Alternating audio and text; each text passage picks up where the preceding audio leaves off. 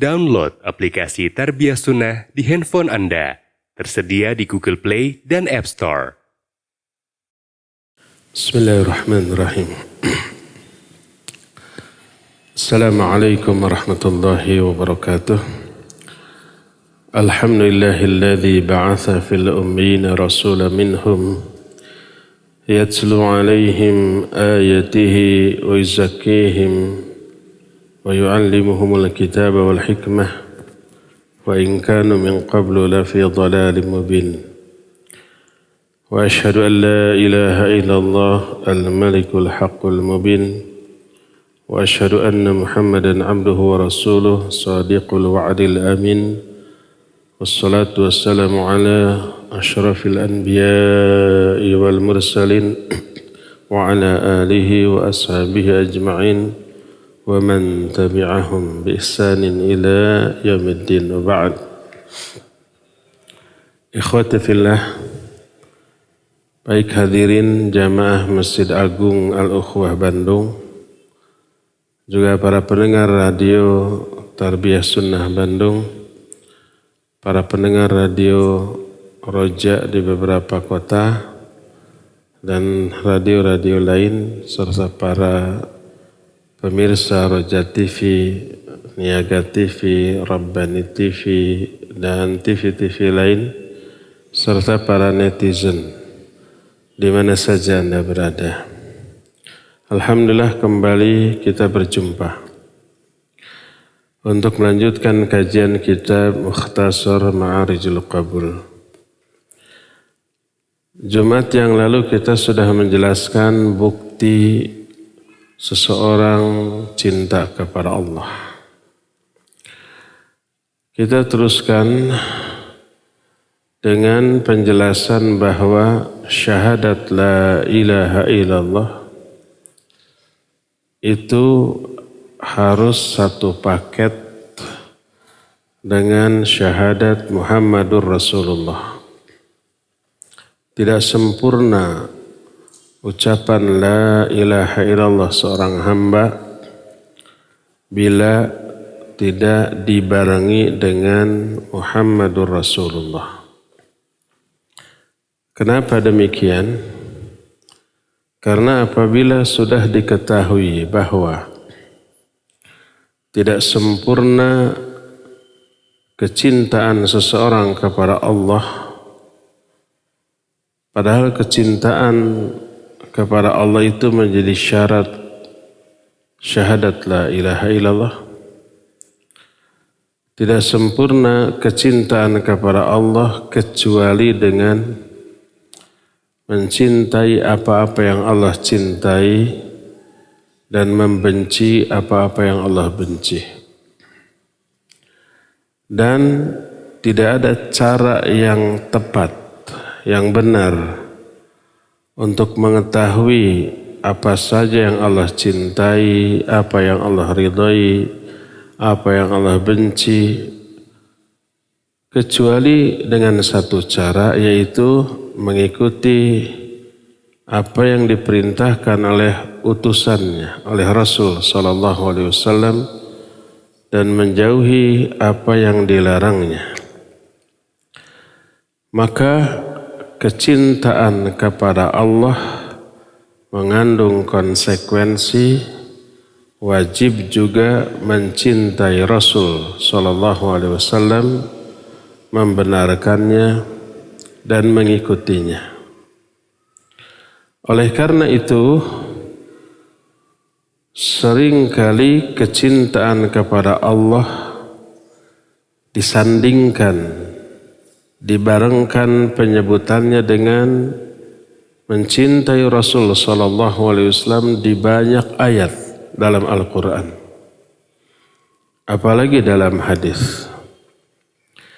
Di antaranya Al-Quran surah At-Taubah 24, Allah berfirman, "Qul in kana aba'ukum aw abna'ukum aw ikhwanukum aw azwajukum aw ashiratukum aw amwalun iqtaraftumuha wa tijaratun takhshawna kasadaha wa masakinu taradawnaha ahabba ilaikum minallahi wa rasulihi wa jihadin fi sabilih fatarabbasu hatta ya'ti Allahu bi amrih wallahu la yahdil qaumal fasiqin.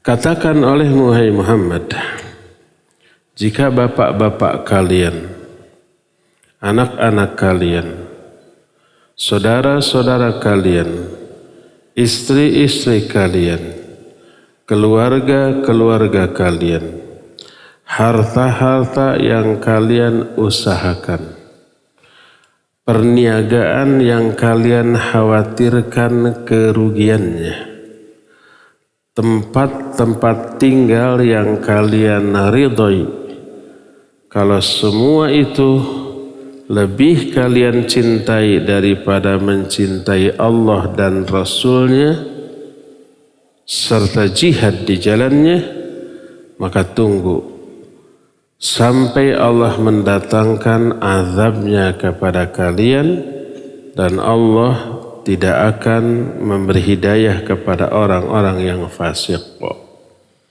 Ini salah satu ayat yang menggandengkan, menyandingkan antara kecintaan kepada Allah dan kecintaan kepada Rasulnya dalam satu kalimat. Ayat lain banyak. Hadis lebih banyak lagi. Di antaranya yang kemarin kita singgung di hari Kamis.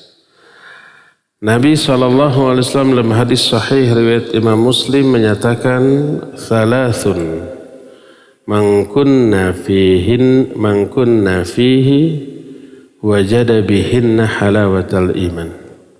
Ada 3 perkara. Siapa orang yang memiliki ketiga perkara ini dalam dirinya, dia akan merasakan manisnya iman. Nah, yang pertama adalah ayyakunallahu wa rasuluhu ahabba ilaihi mimma siwahuma. Kalau Allah dan Rasulnya lebih dia cintai daripada yang lain-lainnya. Di sini juga disebutkan kecintaan kepada Allah dan kepada Rasul sallallahu alaihi wasallam secara bersamaan. Hadis lainnya banyak menunjukkan mencintai Allah konsekuensinya wajib mencintai Rasul sallallahu alaihi wasallam. Taat kepada Allah konsekuensinya wajib taat kepada Rasul sallallahu alaihi wasallam, dan itulah kandungan dari 2 kalimat syahadat, asyhadu an la ilaha illallah wa asyhadu anna Muhammadar Rasulullah.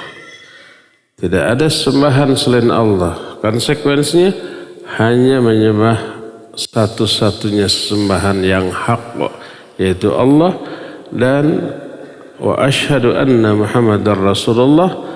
Konsekuensinya beribadah kepada Allah harus melalui penjelasan Muhammad sallallahu alaihi wasallam. Timbul pertanyaan, ada banyak hadis bahwa 2 kalimat syahadat menjadi penyebab masuknya orang ke dalam surga. Tapi di sisi lain ada banyak ayat ataupun hadis yang berisi ancaman neraka atau ancaman haram masuk surga bagi orang yang melakukan dosa-dosa tertentu. Bagaimana kalau kedua amalan ini dilakukan oleh seseorang? Katakanlah kita semuanya pasti melakukan 2 jenis amalan ini. Di satu sisi kita melakukan amalan-amalan yang dijamin masuk surga, seperti 2 kalimat syahadat, seperti sholat, kata Rasul sallallahu alaihi wasallam, man shallal bardain dakhalal jannah. Siapa orang yang melakukan dua macam sholat, dia akan masuk surga. Di sini sahih riwayat Imam Bukhari dalam kitab Sahih Bukhari. Dua sholat bardain itu sholat subuh dan sholat asar. Siapa orang yang melakukan dua sholat ini, dia akan masuk surga. Jaminan. Kita semua bukan hanya dua sholat, 5 sholat. Bukan hanya 5 sholat, yang sunnahnya juga kita lakukan. Dan banyak amalan soleh lain yang kita lakukan dengan jaminan surga. Banyak tuh. Tapi di sisi lain kita juga banyak melakukan amalan yang diancam dapat neraka. Semua dosa diancam neraka. Ghibah. Di antara kita ada yang suka ghibah? Pasti kita terjerumus. Mungkin tiap hari. Sekarang ghibah tidak hanya dengan mulut, tapi dengan jempol, ya enggak? Melalui HP, komputer, tablet, kapsul, dan lain-lain. Terancam dengan neraka, dusta, mencela sesama, dan lain-lain. Jadi nyaris hampir setiap muslim melakukan amal soleh yang dijanjikan surga, tapi di lain waktu melakukan amalan yang diancam dengan neraka. Jadi kita nanti ke surga atau ke neraka orang seperti ini teh, gitu ya. Apakah ini tanakud, kontradiktif, bertolak belakang? Diterangkan oleh para ulama. Di antaranya Imam Ibn Rajab Al-Hambali rahimahullahu ta'ala menerangkan anna adhar al-aqwal fi dhalik anna al-murada min al-ahadith ad-dalati ala anna syahadatain tudkhilu sahibahum al-jannah wa anna man shallal bardain dakhala al-jannah wa nahwa dhalik anna hadhihi al-a'mal sababun lidukhulil jannah wa muqtadin lidhalik wa kadha ahadithul wa'id allati madmunuha anna man fa'ala kadha min al-af'al dakhala an-nar aw lam yadkhulil jannah fal muradu anna dhalika sababun muqtadin lidukhulil jannah lidukhulin nar. Kata Imam Ibnu Rajab bahwa yang dimaksud dengan hadis-hadis yang menerangkan bahwa 2 kalimat syahadat bisa memasukkan orang yang mengucapkannya ke dalam surga. Juga hadis siapa yang melakukan 2 sholat bard, yaitu sholat subuh dan sholat asar, dia akan masuk surga. Dan banyak lagi hadis lain tentang amalan tertentu. Maksudnya adalah semua amalan tadi menjadi penyebab orang itu masuk ke dalam surga. Penyebab saja. Demikian juga hadis-hadis ancaman. Siapa yang melakukan dosa ini, dia akan masuk neraka atau tidak akan masuk surga. Maksudnya amalan-amalan tadi bisa menjadi penyebab pelakunya masuk ke dalam neraka. Baik janji surga ataupun ancaman neraka itu baru sekadar janji dan ancaman. Apakah pasti akan masuk ke dalam surga atau pasti masuk ke dalam neraka bagi para pelaku maksiat? Tidak pasti. Karena apa? Karena dijelaskan oleh Imam Ibn Rajab, la ya'malu amalahu illa biijtima'i syurutihi wa intifai mawani'i. Tidaklah seseorang mengamalkan satu amal soleh yang dijanjikan dengan surga kecuali mengandung dua hal. Kalau dua hal ini terpenuhi, ya dia dijamin masuk surga. Apa dua hal ini? Pertama, ijtima'i syurut, terkumpulnya syarat-syarat amalan itu masuk ke dalam surga.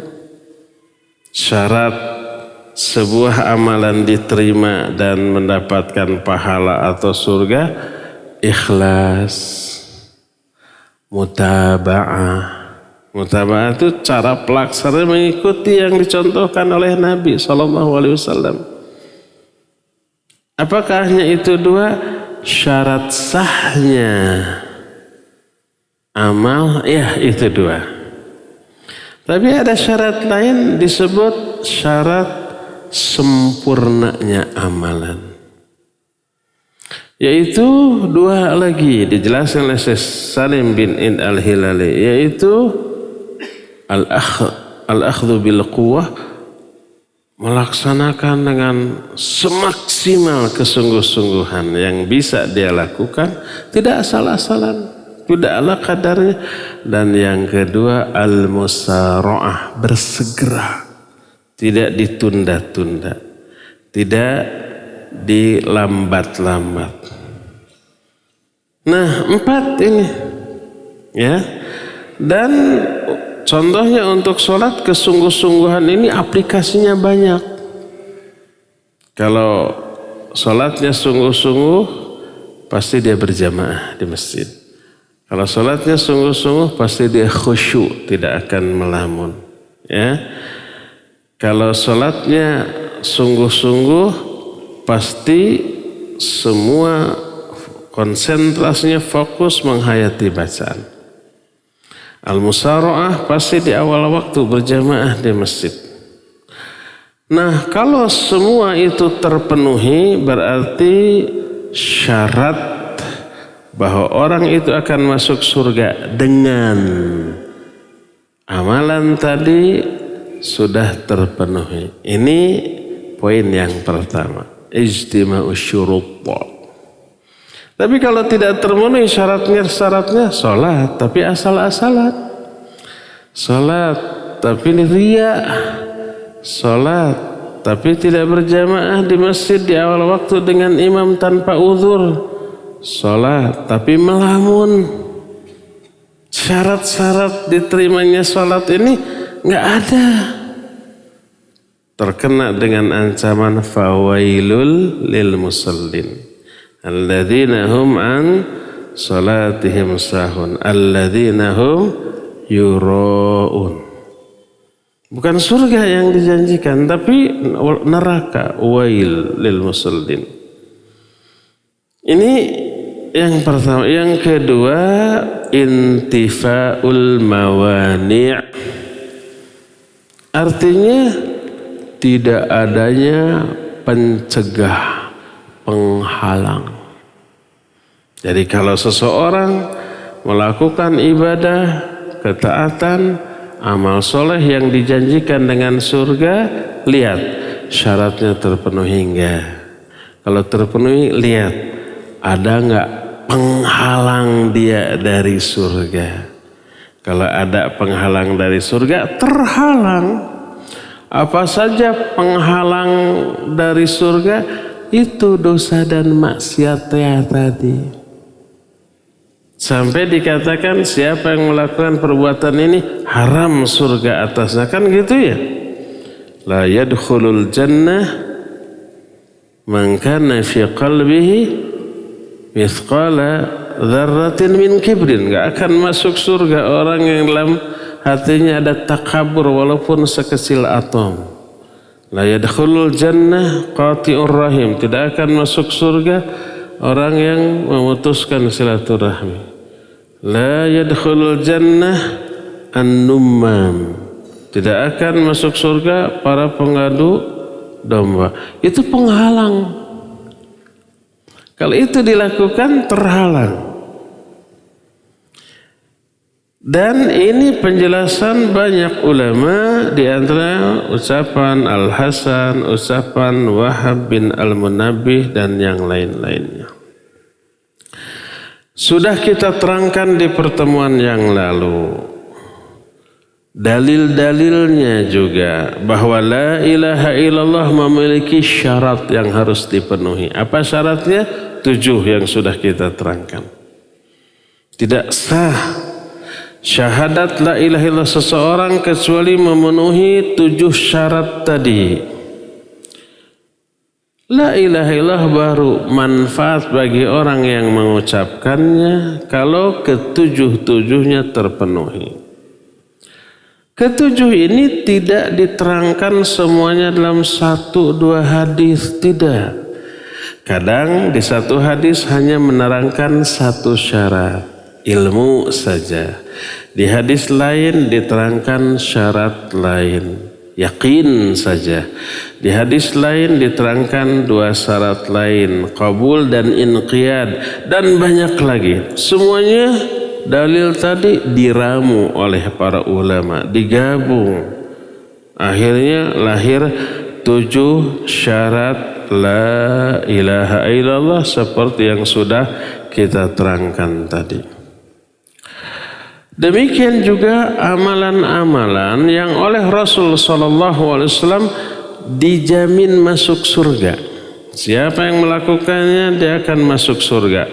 Semuanya itu diqayyid. Diqayyid itu diikat dengan beberapa hal. Di antara qayyid orang masuk surga dengan amalan tadi adalah meninggalkan syirik dan kufur. Kalau orang rajin sholatnya, rajin saumnya, haji tiap tahun, umroh tiap bulan, zakat selalu keluar, infak dan sedekah, tapi dia terjerumus ke dalam perbuatan syirik, maka seluruh pahala dari ibadahnya terhapus sebanyak apapun. Nih Nabi SAW dalam surah Az-Zumar ayat 65 diancam oleh Allah. Padahal Nabi orang yang ibadahnya nggak ada tandingannya, baik kualitas ataupun kuantitas. Tak ada orang yang ibadahnya sebaik Nabi SAW. Mendekati aja nggak ada. Apalagi menyamai, apalagi melebihi. Kebayang pahalanya banyak. Tahu nggak? Seluruh pahala ibadah kebaikan yang kita lakukan itu sampai kepada Nabi SAW. Kenapa?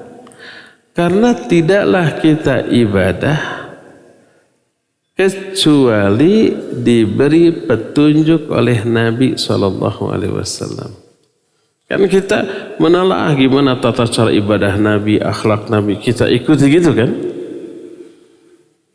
Maka pahala yang dari ibadah yang kita lakukan sampai kepada beliau tanpa mengurangi jatah pahala kita sedikit pun. Man sanna fil Islam sunnatan hasanatan falahu ajruha wa ajru man amila biha min ghairi ayyan qusa min ujurihim syai'a. Siapa orang yang menunjukkan satu kebaikan dalam Islam, mengajarkan kebaikan aja, apapun kebaikannya, sholat, wudu, semuanya, dan yang kita lakukan dari ibadah itu mengikuti petunjuk Nabi SAW. Siapa yang menunjukkan satu jalan kebaikan dalam Islam, dia akan peroleh pahala ditambah pahala orang-orang yang mengikuti kebaikan itu tanpa mengurangi pahala para pengikutnya sedikit pun. Jadi ibadah kita pahalanya utuh untuk kita. Tapi Nabi SAW memperoleh pahala dari seluruh amalan kaum muslimin di seluruh dunia sampai hari kiamat. Kebayang nggak besarnya pahala Nabi SAW? Iya, banyak dan besar. Tapi Allah mengancam. Sekali Nabi SAW berbuat syirik, gugur terhapus seluruh pahala kebaikannya yang demikian banyak. Allah menerangkan dalam surah Az-Zumar 65, "Walaqad uhiya ilaika wa ilal ladzina min qablika la in asyrakta la yahbatanna 'amaluk." Dan telah diwahyukan kepadamu, hai Muhammad, dan kepada Rasul sebelummu, seluruh Rasul diwanti-wanti ini. Apa isi wahyu yang merupakan warning, peringatan ini?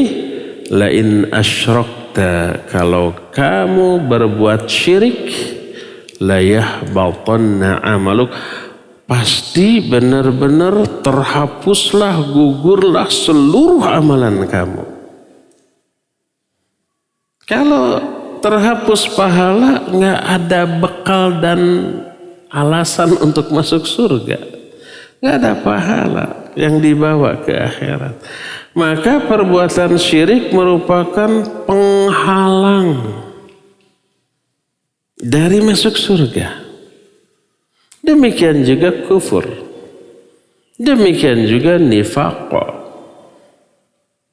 Maka dengan penjelasan tadi, sholat orang munafik yang memelihara sholat subuh dan sholat asar tidak ada manfaatnya. Walaupun hadisnya menyatakan siapa orang yang memelihara sholat subuh dan sholat asar, dia masuk surga. Orang munafik melakukan itu. Sholat subuh dan sholat asar nggak ada manfaat, tidak akan masuk surga karena adanya penghalang, yaitu kemunafikan yang ada dalam dirinya. Karena munafik itu kekufuran, maksudnya nifaq akbar, nifaq besar. Kita sudah terangkan nifaq ada dua, syirik, kufur. Nifaq ada dua, ada besar, ada kecil. Kalau yang besar mengeluarkan pelakunya dari Islam, murtad. Syirik besar, kufur besar, nifaq besar, itu keluar dari Islam. Bukan muslim lagi dia. Nah, munafik yang seperti inilah yang terkena ancaman innal munafiqina fid darkil asfali minan nar. Sesungguhnya orang munafik berada di tingkatan neraka yang paling bawah. Paling bawah berarti paling hebat siksanya. Kita sudah terangkan tuh. Neraka itu kan tingkatannya disebut darokat. Kalau surga darajat. Darokat itu tingkatan. Derajat juga tingkatan. Bedanya kalau derajat urutannya dari bawah ke atas. Makin atas makin bagus. Dan itu tingkatan untuk surga.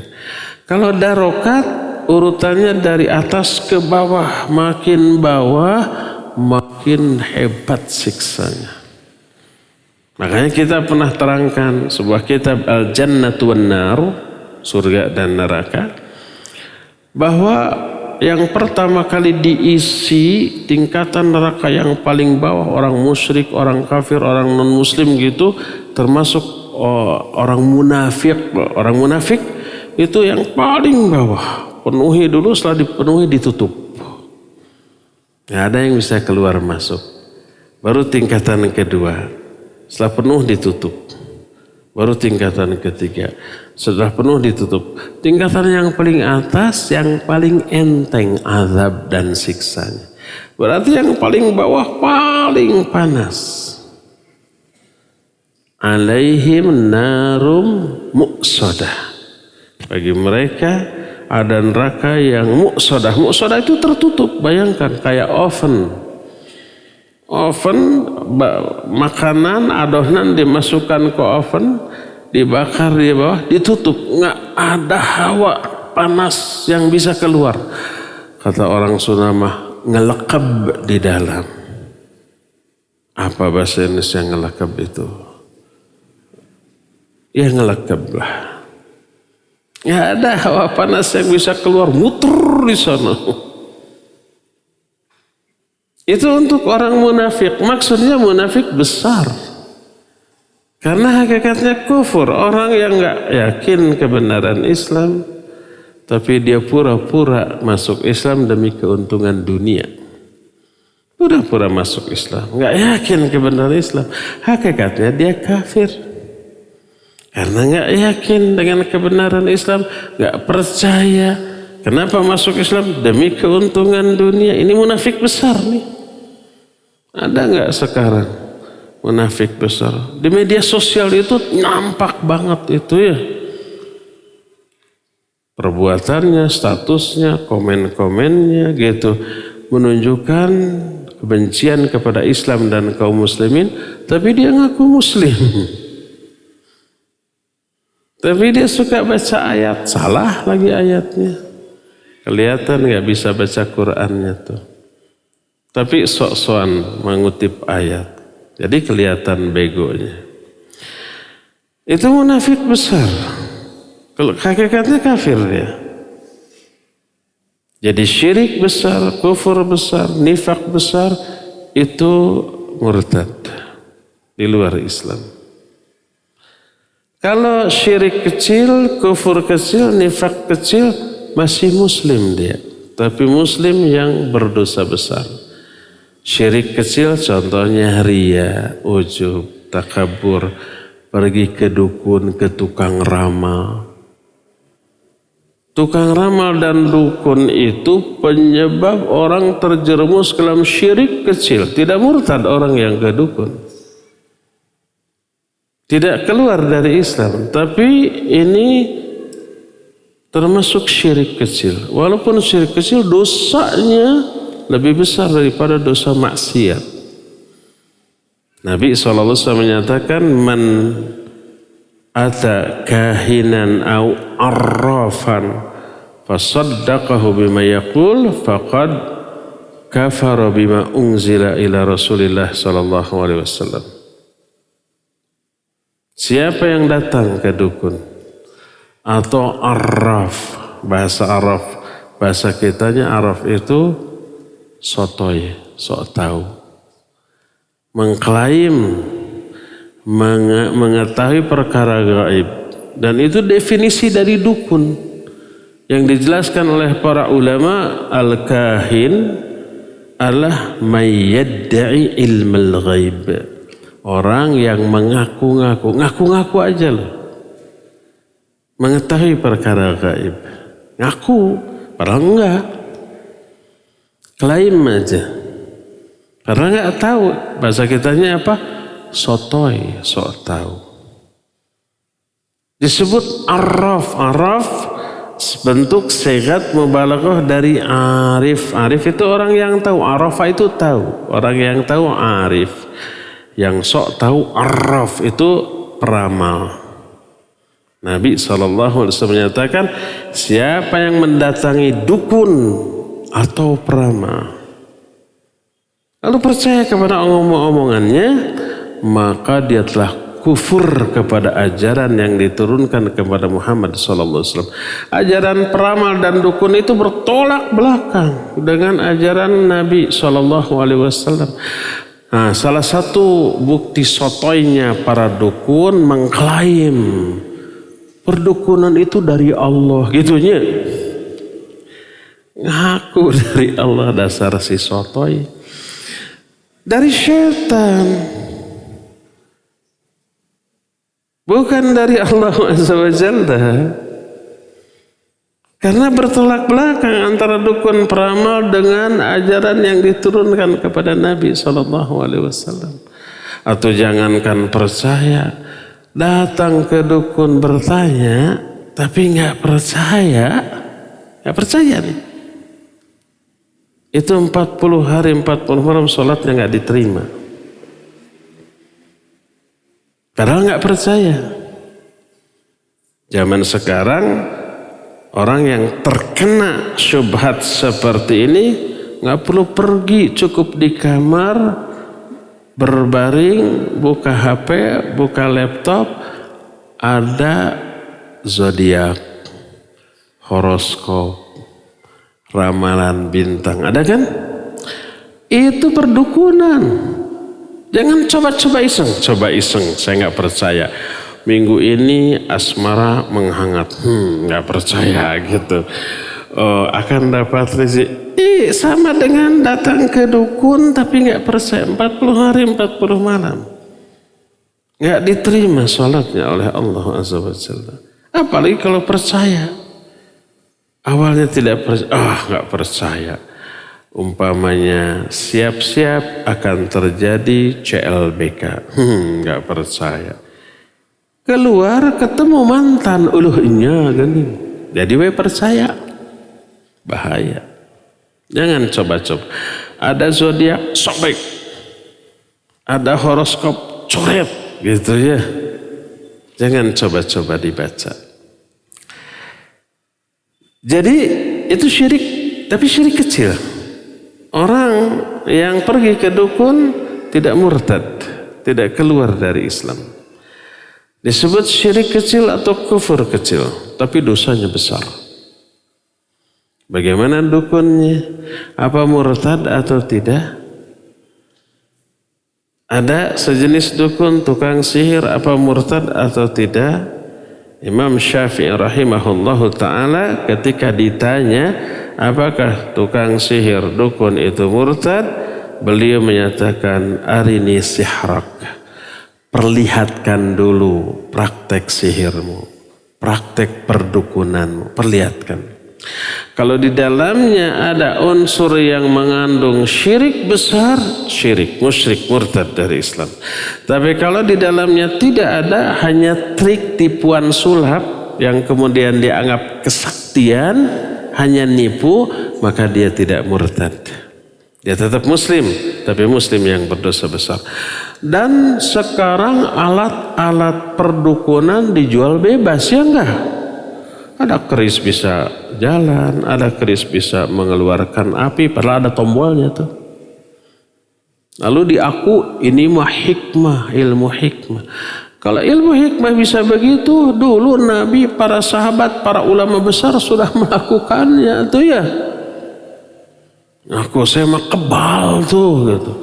Kalau ya kesaktian kebal karena kesolehan, karena hasil ibadah, yang paling kebal harusnya siapa?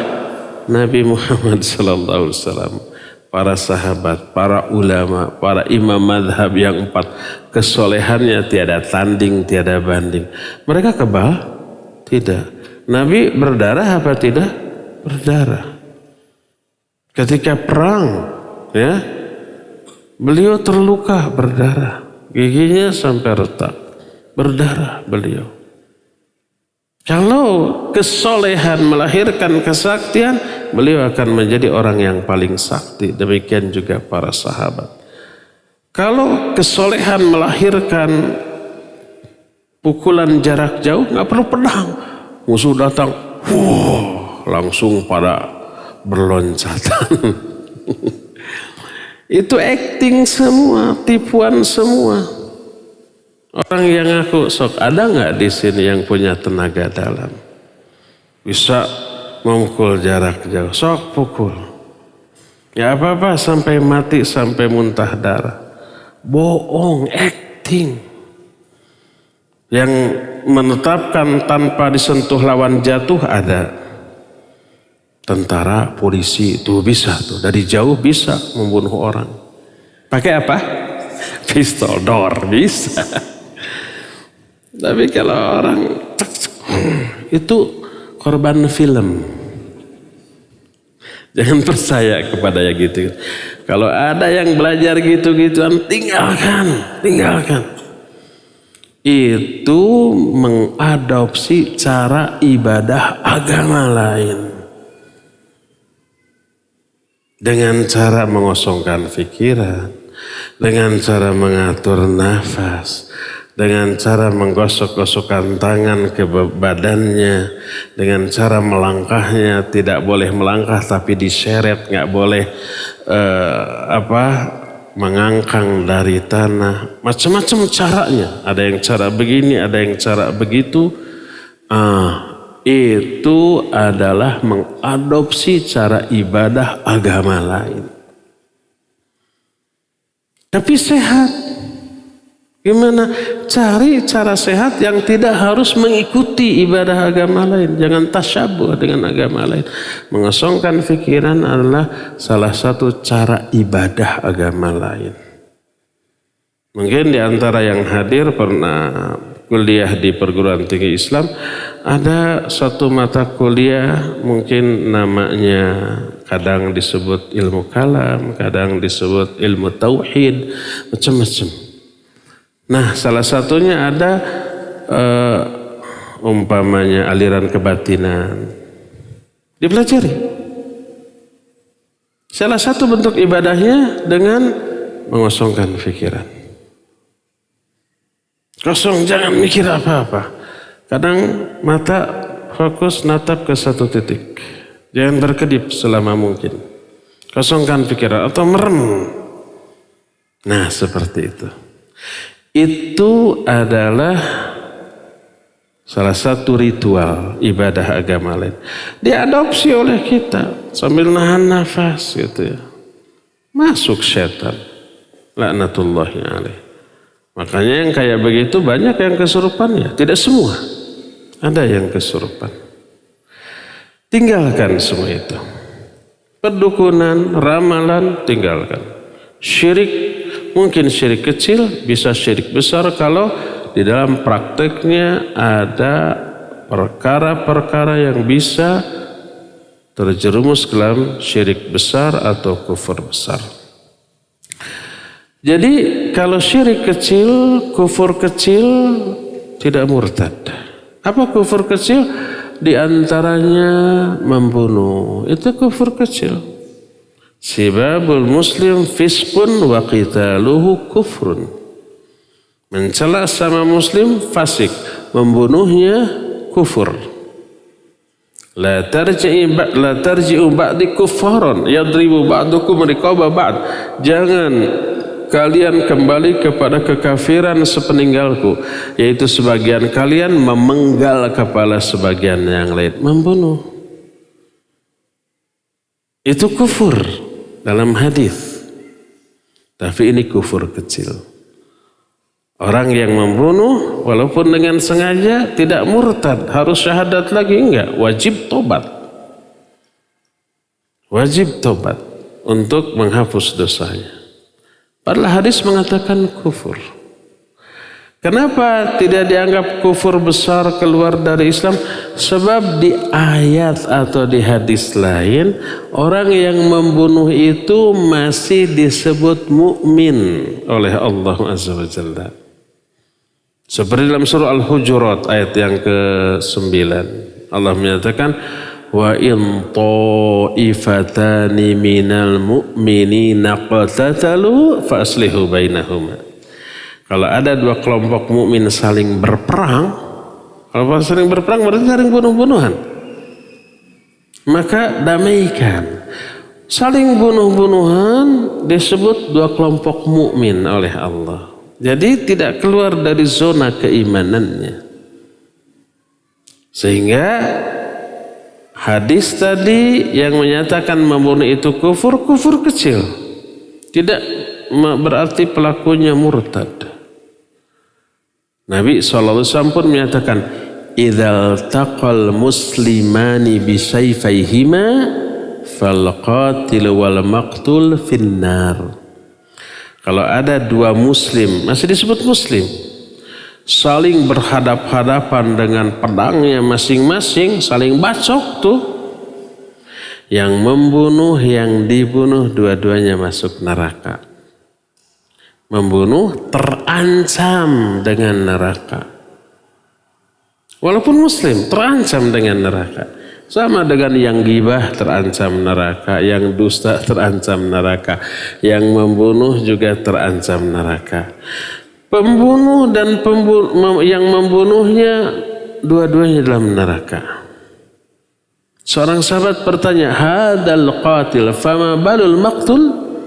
Kalau yang membunuh wajar masuk neraka. Kenapa yang dibunuh juga kan korban dia namanya? Kenapa juga masuk neraka? Beliau menjawab li'annahu kana harisan ala qatli sahibi. Karena tadinya dia pun bertekad untuk membunuh lawannya. Bukan hanya niat, sudah ikhtiar, sudah usaha. Tapi lawannya ini licin. Ya, dibacok, nyingset dia. Nyingset itu apa? Menghindar, ya. Ditusuk, tangkis dia, gitu ya. Dibacok lagi, des keduluan. Sudah ada ikhtiar. Itu dosanya sama dengan melakukan pembunuhan walaupun tidak berhasil. Maka dua-duanya masuk neraka. Tapi masih disebut muslim. Idzal taqal muslimani bisayfayhima. Masih disebut muslim. Tapi kan ke neraka terancam. Mungkin tobat. Ya. Kalau toh tidak tobat ke neraka nggak akan selama-lamanya. Dia akan diazab sesuai dengan kadar dosanya. Setelah dosanya habis oleh siksanya, diangkat, dimasukkan ke dalam surga. Jadi muslim, ya ada yang ke neraka, tapi nggak akan kekal. Nggak akan selama-lamanya. Suatu saat pasti masuk surga. Beda dengan kufur besar, syirik besar, nifak besar, abadi dalam neraka karena dia di luar Islam. Karena dia murtad. Ya, nah jadi orang-orang munafik walaupun beramal, mereka sholat, saum, kadang ikut jihad, semua amalan yang dijanjikan masuk surga itu terhalang oleh kemunafikannya.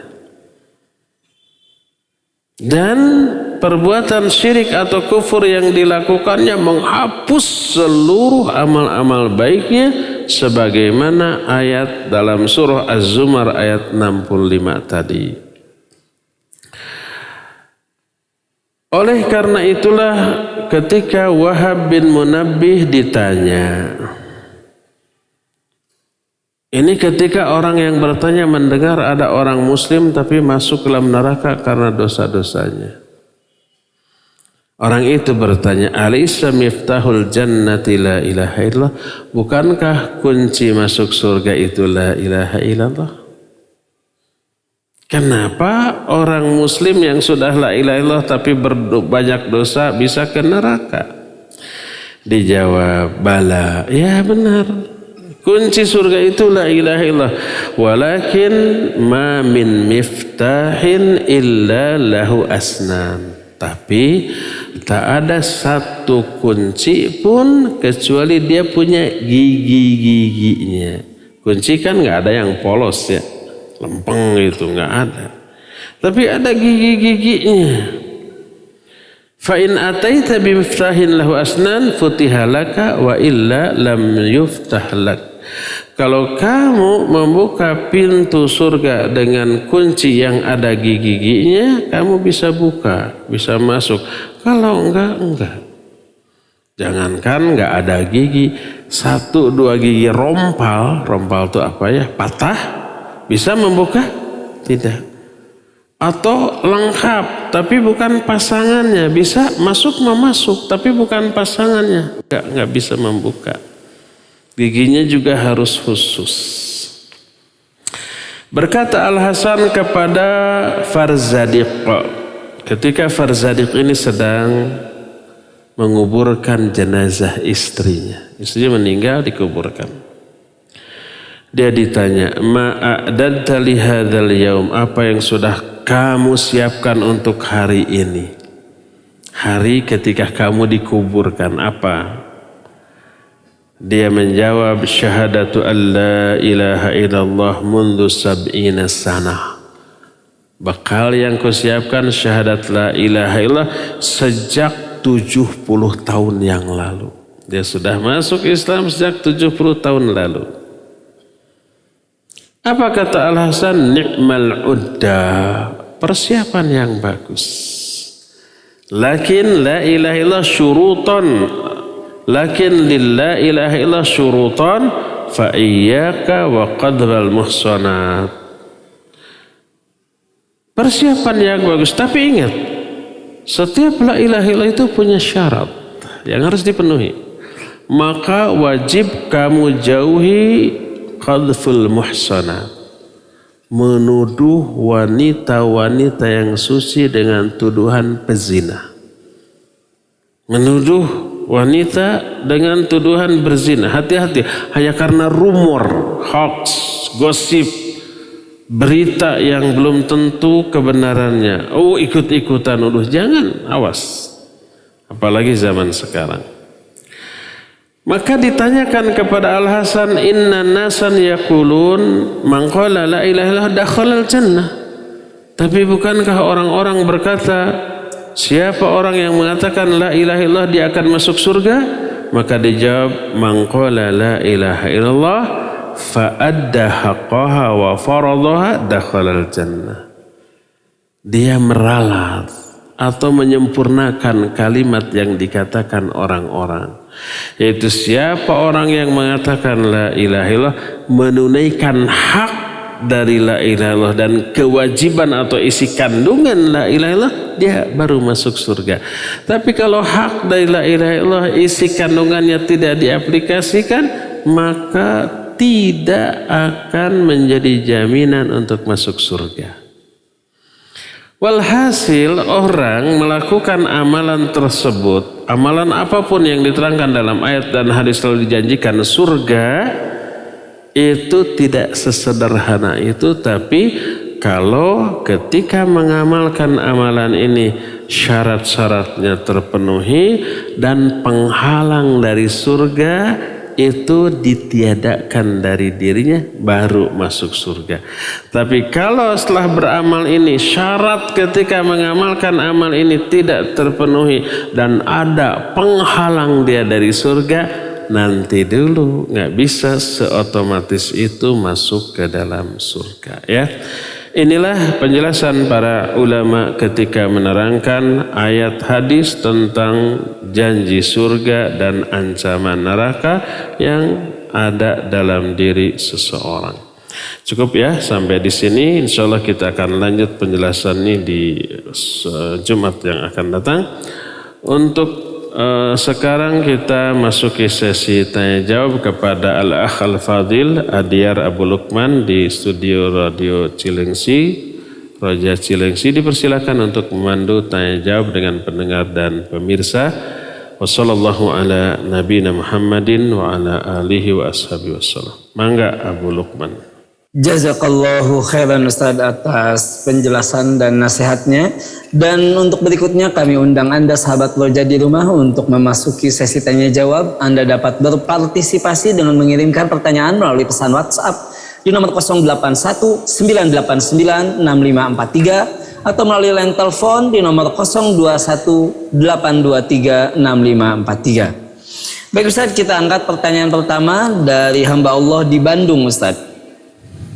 Pertanyaannya Ustaz, bapak ana seorang pengajar ngaji, namun qadarullah terjerumus ke dalam kahin atau araf tadi Ustaz. Karena beliau suka didatangi orang yang kehilangan barang, lalu menebak ciri-ciri orangnya, juga suka memberikan ruqyah dengan air yang diberikan doa, dan senantiasa mengucapkan assalamualaikum ketika meruqyah tersebut. Mohon solusinya Ustadz, dan juga sebagai keterangan Ustadz, bapak anak orangnya ini kekeh Ustadz dan susah menerima nasihat. Apa yang harus kami lakukan Ustadz? Jazakallahu khairan. Baik, wa jazakallahu khairan. Ikhwan di Bandung, jangan-jangan ada di sini nih, curhat tentang bapaknya. Bapaknya ngajar ngaji tapi juga suka praktek perdukunan. Entah ustadz yang merangkap berprofesi sebagai dukun, entah dukun yang ustadz, atau dua-duanya. Taib. Apa yang harus dilakukan oleh si anak? Ya, pertama semaksimal mungkin memberi penjelasan tentang haramnya perdukunan. Antum baca dulu buku tentang hukum perdukunan, jenis-jenisnya dan macam-macamnya. Sebagai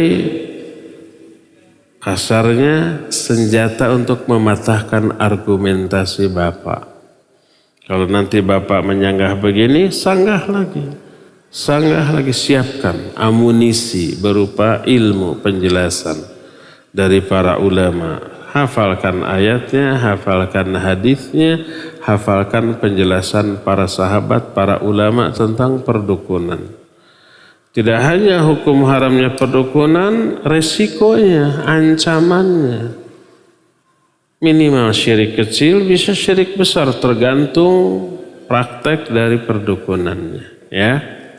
Nah, tidak semua yang dilakukan oleh Bapak tadi merupakan praktek perdukunan, tidak. Contoh, meruqyah. Meruqyah asal syar'i boleh. Yang dibacakan ayat. Yang dibacakan doa dari hadis yang sahih. Dibacakan ke air atau ke orangnya boleh. Ruqyah yang syar'iyah. Kecuali kalau yang dibacakannya itu umpamanya mujarobat, mantra-mantra yang tidak difahami maknanya, ya, bahasa Sundanya jangjawukan dan seterusnya, maka ya itu ruqyah yang syirkiyah. Tidak boleh.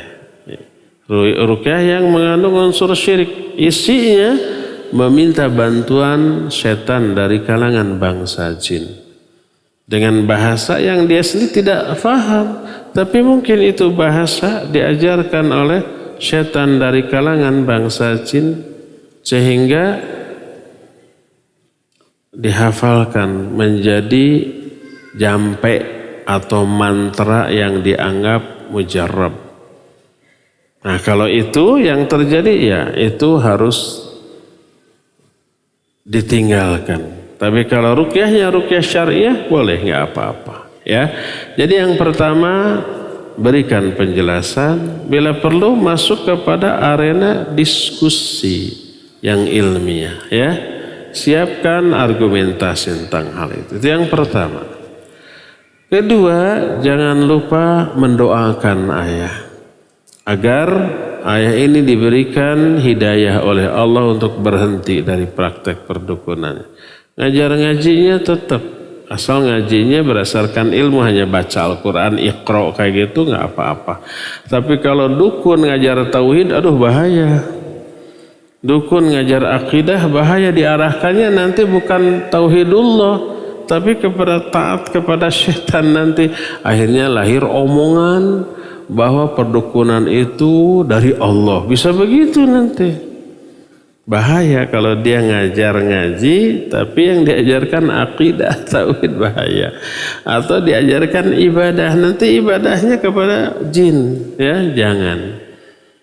Itu berbahaya, ya. Semoga Allah Azza wa Jalla memberikan hidayah kepada Bapak si penanya ini. Wallahu a'lam. Silakan lagi Adiar. Jazakallahu khairan Ustaz atas penjelasannya, dan masih kita angkat pertanyaan melalui pesan WhatsApp Ustaz dari Abu Ihsan di Jakarta, ingin bertanya terkait tema hari ini Ustaz, apakah kita membaca ramalan cuaca di BMKG untuk persiapan safar itu juga termasuk syirik Ustaz? Mohon penjelasannya. Baik. Barakallahu fiik. Bagaimana dengan ramalan cuaca? Itu istilah dulu. Sekarang sudah diganti dengan apa? Prakiraan cuaca. Perkiraan. Beda antara meramal dengan perkiraan. Kalau perkiraan, perhitungan berdasarkan penjelasan yang logis, ilmiah dan pengalaman. Pengalamannya puluhan tahun. Atau untuk ilmu yang sudah diajarkan ratusan tahun bahkan ribuan tahun. Nah, meramal cuaca bukan meramal, memperkirakan. Seperti kita. Sekarang bulan berberan katanya turunnya hujan. Lalu sudah gelap nih. awan sudah menghitam, angin bertiup kencang, petir menyambar-nyambar. Kita sudah mengalami ini ribuan kali dalam kehidupan kita. Dan selalu kalau ada tanda ini selalu turun hujan. Bukan selalu, umumnya turun hujan. Walaupun pernah sekali dua kali sudah gelap, sudah angin bertiup, ternyata hujannya ya jadi. Sekali dua kali pernah. Tapi umumnya selalu hujan. Lalu kita memperkirakan kayaknya ini akan hujan. Itu bukan meramal, tapi memperkirakan berdasarkan pengalaman dan data dari ahlinya. BMKG dan BMKG ya memperkirakan akan turun hujan berdasarkan penelitian dan ilmu ya, dilihat dari kelembaban, dilihat dari arah angin, asal angin dari arah mana, apa yang dia dibawa oleh angin itu, kan gitu ya. Dilihat juga dari macam-macam yang saya tidak tahu. Dan itu ilmiah, logis, rasional, empiris. Nah, dan terbukti setiap yang diperkirakan oleh BMKG lebih dari 90% terjadi. Ya, itu bukan ramalan, perkiraan. Boleh, karena berdasarkan data. Ada hubungan sebab akibat antara hitamnya awan, bertiupnya angin kencang, petir yang menyambar-menyambar dengan turunnya hujan, itu ada hubungan sebab akibat. Sama dengan begini. Kalau hari Jumat merah, Senin merah, kita memperkirakan Bandung bakal macet. Long weekend ya. 4 hari, Jumat, Sabtu, Ahad, Senin. Orang Jakarta nyerbu ke Bandung. Dan itu sudah puluhan kali teralami. Setiap ada long weekend di Bandung, masuk ke mall gak dapat tempat parkir. Jalan-jalan di mana-mana macet. Nah, nanti minggu depan Senin merah. Kayaknya nih Bandung bakal macet. Ini perkiraan apa ramalan? Perkiraan. Apa bedanya dengan ramalan? Perkiraannya berdasarkan data, pengalaman. Kalau ramalan tidak ada hubungan sebab akibat. Contoh umpamanya meramal kayak begini ya. Bahasa Arabnya bisa tatoyur ya. Contohnya kalau ada burung menclok di atas rumah kita, pas kita mau pergi, itu pertanda sial. Jangan pergi. Kalau pergi diramalkan akan rugi kalau dia dagang. Akan celaka kalau dia tetap berangkat. Ini ramalan. Apa hubungannya burung dengan kepergian kita? Seolah-olah celaka atau tidaknya kita ditentukan oleh burung. Gak ada penjelasan yang rasional, penjelasan yang logis, yang empiris, yang realistis, nggak ada. Nah itu ramalan, nggak boleh meramal seperti itu. Ya, oleh karena itulah meramal memperkirakan cuaca akan hujan dan seterusnya, dan membaca penjelasan pihak BMKG di TV, di internet, di radio gitu ya, atau di media sosial berdasarkan data, berdasarkan penjelasan ilmiah, itu bukan ramalan tapi perkiraan. Makanya dulu disebut ramalan cuaca, sekarang disebut prakiraan cuaca. Maka tidak apa-apa, boleh ya. Wallahu a'lam bishawab. Silakan lagi. Jazakallahu khairan Ustaz atas penjelasannya, dan kita akan angkat di kesempatan yang berikutnya. Silahkan di 0218236543. Kami persilahkan. Iya. Halo, assalamualaikum. Waalaikumsalam warahmatullahi wabarakatuh. Dengan siapa di mana Bapak? Ini Bapak yang tadi Kepri ini. Dari Kepulauan Riau. Baik, silakan Pak. Ini mau bertanya Ustaz, di daerah tempat saya ada pengajian yang dibahas itu masalah apa yang dibahas itu kitab-kitab dari ulama sufi. Yang saya ingin tanyakan tuh apa sih ulama sufi dengan sunni itu? Itu aja Ustaz. Assalamualaikum warahmatullahi wabarakatuh. Waalaikumsalam warahmatullahi wabarakatuh. Baik, barakallahu fiik. Membaca buku-buku karangan ulama sufi. Sayang tidak dijelaskan ya apa bukunya dan ulama sufi yang dimaksud siapa. Sebab ada kalanya ulama ini ulama ahlus sunnah tapi diklaim atau dikenal sebagai ulama sufi karena banyak diklaim oleh orang-orang sufi bahwa itu ulama sufi adalah ulama ahlus sunnah. Seperti Syekh Abdul Qadir Jailani rahimahullahu ta'ala. Bahkan Imam Syafi'i juga dianggap sebagai ulama sufi oleh kalangan sufi. Bahkan para sahabat Nabi juga adalah guru terhebat dari ajaran sufi. Oleh orang sufi diklaim begitu. Jadi kita tidak tahu buku apa dan ulama siapa. Cuma yang jelas begini. Sufi tidak lepas dari tariqat. Tariqat ini muncul abad keempat Hijriah.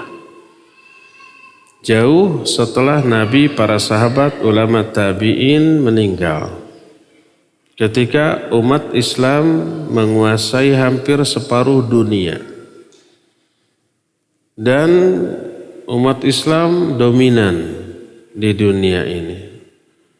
Hidup mereka sejahtera dalam segala bidang. Apa akibatnya? Akibatnya mereka terlena oleh kehidupan dunia. Lupa akhirat, lupa ibadah, lupa zikir. Akhirnya muncul inisiatif dari para ulama untuk mengajak kembali orang-orang mengingat akhirat. Dikumpulkan 1-2 orang murid diajak zikir. Awalnya zikir yang diajarkan oleh Nabi SAW. Didapatilah ketenangan, ketentraman. Lama-lama bertambah banyak anggotanya. Dan ini bukan 1-2 orang, banyak ulama yang berinisiatif begitu. Masing-masing mengadakan halaqah. Halaqah itu kumpulan untuk berzikir, berdoa.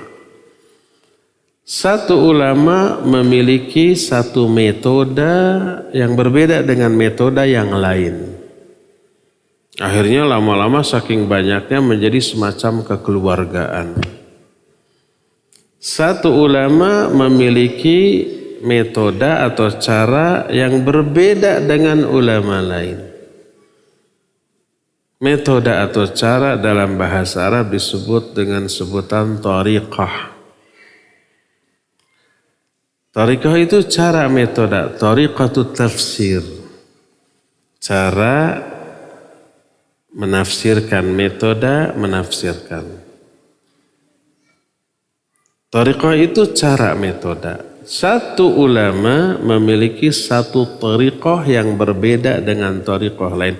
Akhirnya tariqah atau metodenya ini dinamai dengan nama ulama yang mengadakannya. Maka lahirlah tariqah ini, tariqah itu.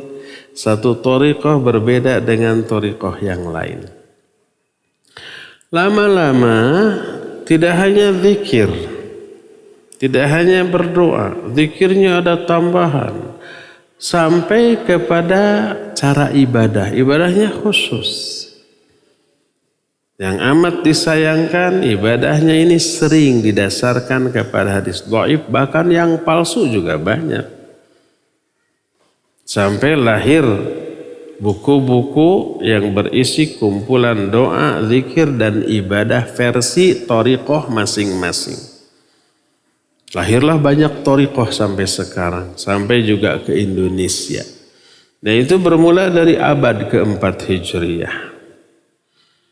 Nah, buku-bukunya tersebut diteliti oleh para ulama ahlus sunnah dari aspek hadis dan fiqih. Amat disayangkan hadisnya banyak yang dhaif atau palsu. Amat disayangkan dari aspek fikih banyak yang tidak diajarkan oleh Nabi SAW. Tapi mereka kan tidak peduli, yang penting dapat ketenangan dengan cara zikir ibadah seperti ini. Melalui thariqah ini. Melalui thariqah yang lain beda lagi tapi sama dapat ketenangan. Dan seterusnya begitu. Yang kemudian itu kita kenal dengan sebutan thariqah. Dan itulah yang diamalkan oleh para sufi.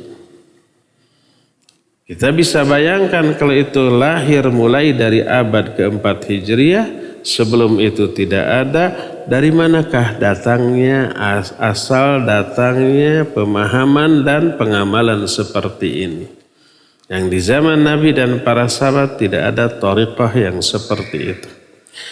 Nah, sampai akhirnya untuk melegitimasi thariqahnya masing-masing, dinisbatkanlah ibadah ini kepada ulama sebelumnya, kepada para sahabat, sampai kepada Rasul SAW. Lalu diklaim Rasul adalah gurunya para sufi. Oleh orang sufi begitu. Oleh tentara dikatakan Nabi itu panglima perang yang paling hebat. Oleh para ahli ekonomi disebut Nabi itu ahli ekonomi yang luar biasa, ya enggak? Setiap disiplin ilmu menisbatkan ilmunya kepada Nabi sallallahu alaihi wasallam untuk legitimasi agar ini nyambung loh ke Nabi. Yang paling konyol apa coba? Ada aliran bela diri, ini adalah bela diri dari Nabi sallallahu alaihi wasallam atau dari Abu Bakar atau dari Imam Ibn Taimiyah. Diklaim gitu. Akhirnya disebut bela diri ini yang nyunnah katanya. Padahal nggak ada ayatnya, nggak ada hadisnya bela diri. Kalau mau belajar bela diri jenis apa silakanlah, tapi jangan ngaku-ngaku itu dari Nabi gitu. Sehingga kalau aliran bela diri lain bid'ah, ini yang nyunnah gitu. Nggak ada bela diri yang nyunnah yang bid'ah. Itu urusan dunia, bukan urusan ibadah. Silakan mau bela diri apapun, tapi jangan diaku-aku ini paling nyunnah. Ini berasal dari Nabi dan para sahabat serta para ulama. Ya, ulama jadi pendekar nggak kepikiran. Untuk bisa jadi pendekar sehari itu jam-jaman latihannya loh. Untuk menjadi ulama jam-jaman baca kitab menelaahnya loh. Bagaimana mungkin orang ini dalam satu orang bisa menjadi ahli di dua-duanya? Enggak akan bisa. Nabi itu pendekar yang paling hebat, para sahabat itu jagoan semua. Kata siapa? Enggak ya. Jadi para ulama waktunya habis untuk ilmu, bukan habis untuk latihan. Tapi mereka adalah paling berani di medan perang, betul, karena keyakinannya ya. Jadi demikian, wallahu a'lam bissawab. Terakhir ya, Adyar silakan. Jazakallahu khairan Ustadz atas penjelasannya. Dan pertanyaan terakhir Ustadz dari Bapak Ujang Kusnadi di Bekasi ingin bertanya, apakah kita yang sudah Islam sejak kecil Ustadz karena keturunan perlu mengucapkan syahadat secara khusus? Mohon penjelasannya Ustadz. Baik, barakallahu fiik. Rukun Islam yang pertama adalah syahadat. Perlukah kita secara khusus berikrar 2 kalimat syahadat dengan niat masuk Islam? Dijawab tidak. Makanya Hasan Hussein apakah disyahadatkan oleh Nabi SAW? Tidak. Anak-anak para sahabat apakah mereka disyahadatkan oleh ayah-ayah mereka? Tidak. Tidak ada riwayat tentang hal itu. Kenapa? Karena semua orang lahir, siapapun bapaknya, apapun agama ibu bapaknya, begitu lahir tuh Islam. Berdasarkan nas, ayat dan hadis yang sahih. Ayatnya surah Ar-Rum ayat 30. Allah menyatakan fa'aqim wajhaka lid-dini hanifah fitratallahi allati fataran nasa 'alaiha. La tabdila li khalqillah. Dzalika dinul qayyim. Hadapkan wajahmu kepada agama yang lurus ini. Itulah fitrah Allah. Agama yang lurus itu Islam. Dan Islam itulah fitrah Allah yang semua manusia diciptakan di atas fitrah itu. Tidak ada perubahan dalam ciptaan Allah dan itulah agama yang lurus. Jadi semua orang, semua bayi lahir di atas Islam. Abu Hurairah radhiyallahu an meriwayatkan hadis sahih riwayat Bukhari dan Muslim, ma min muslimin illa min mauludin illa yuladu alal fitrah. Tidak ada bayi yang lahir kecuali lahir di atas fitrah. Atadruna mal fitrah? Tahu nggak kalian apakah fitrah di sini? Al-fitratu hiyal Islam. Fitrah itu Islam. Lalu membacakan ayat tadi. Ar-Rum ayat 30.